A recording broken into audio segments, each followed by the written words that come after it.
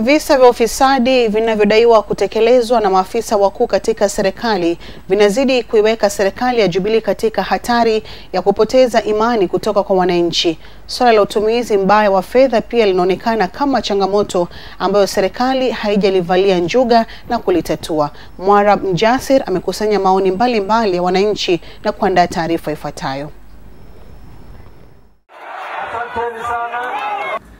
Imani ya Wakenya ikizidi kufifia kwa serikali ya Jubilee kutokana na visa vya ufisadi kukithiri katika wizara mbalimbali za serikali hiyo.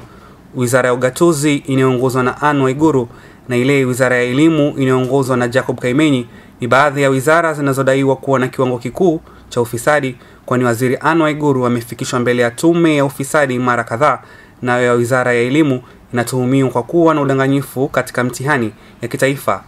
Profesa Awadh bin Hazim ni naibu makamu chancellor wa chuo kikuu cha Mombasa, niliweza kupata mgusio wake kwenye sekta ya elimu hasa mitihani. Kiashiria kikuu cha elimu bora ni mitihani ya kitaifa, kwa hivyo inabidi kuwa na uwazi.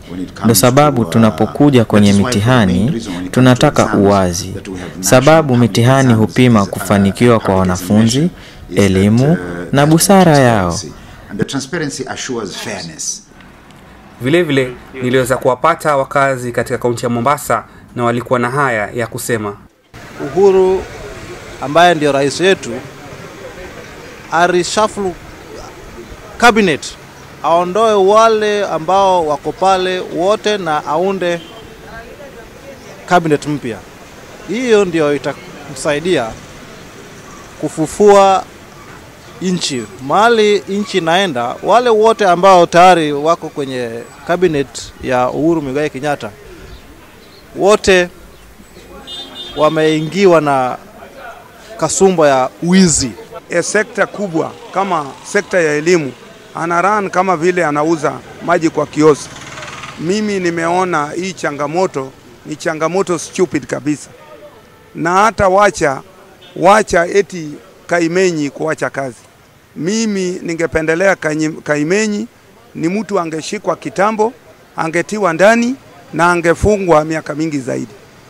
Awadh aliongeza kuwa licha ya kuwepo kwa mtazamo mbaya wa serikali kwa sasa, aliweza kunipa maoni yake na pendekezo lake haswa.